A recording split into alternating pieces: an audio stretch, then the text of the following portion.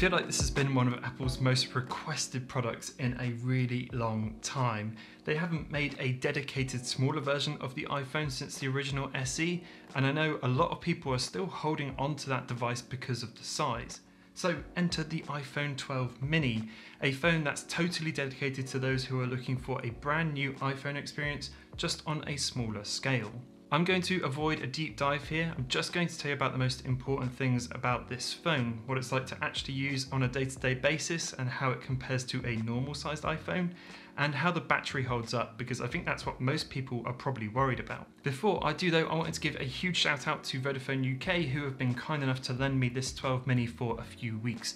I really appreciate the support from them. They haven't asked me to say anything specific, and no money has exchanged hands, so you can be sure these are my genuine thoughts.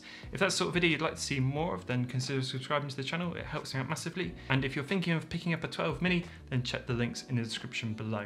Anyway, let's get into it.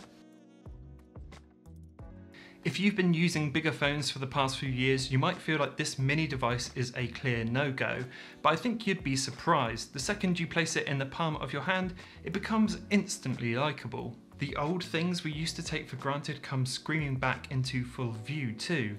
This is a one-handed device through and through, and it only takes a moment to remember why that used to be the norm. You can reach every corner of this device and do everything with one hand, and it slips into most pockets or bags no problem at all.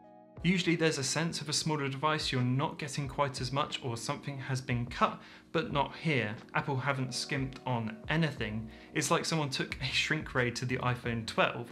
You're getting the same awesome build, the same screen quality, the same dual camera setup, the same processor, the same ceramic shield, the same MagSafe setup. It's literally just a smaller device. The best part though is, despite its small footprint, it doesn't actually feel small, and that's thanks to that 5.4 inch display, which is what we used to consider large a few years ago.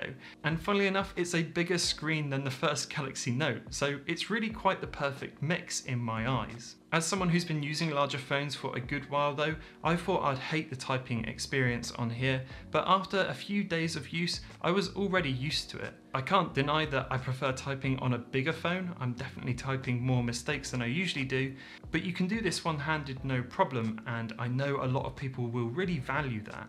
It's safe to say I got used to this device really quickly, and when I pick up my normal sized iPhone 12 Pro, it feels huge in comparison.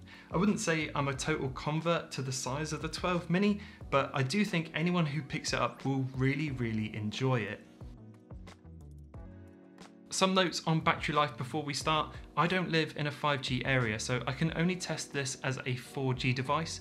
I know when this phone needs to switch between 4G and 5G, it uses up some battery, so take that into account when looking at these results. The 12 mini has a 2227 mAh battery, which isn't huge, and understandably so in this smaller device. So I'll straight up say it, the battery isn't class leading, but you probably already knew that. But how does it actually hold up on a genuine everyday use case? For me, the battery life has been genuinely pretty good, and I was really surprised. I was ready and waiting for it to not be great, but for my usage, it's actually holding up really well.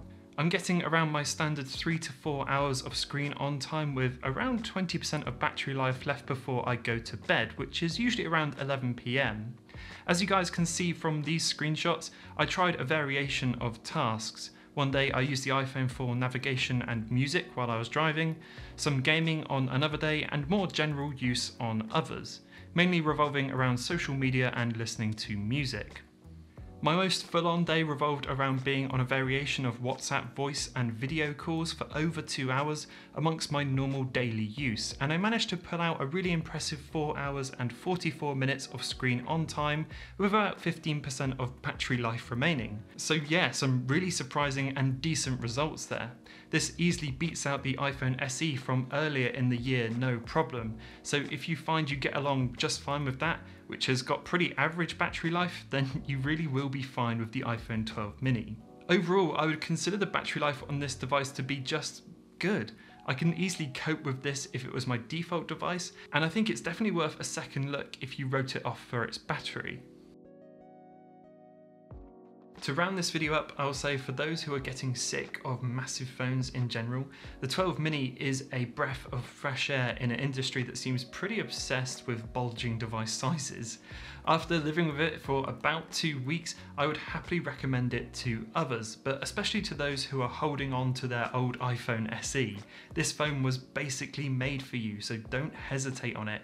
It's an awesome upgrade to that device. So those are my final thoughts. If you enjoyed the video, consider subscribing to the channel. Like I said, it helps me out massively, and drop a like on the way out. That would be huge, and I'll see you all in the next one.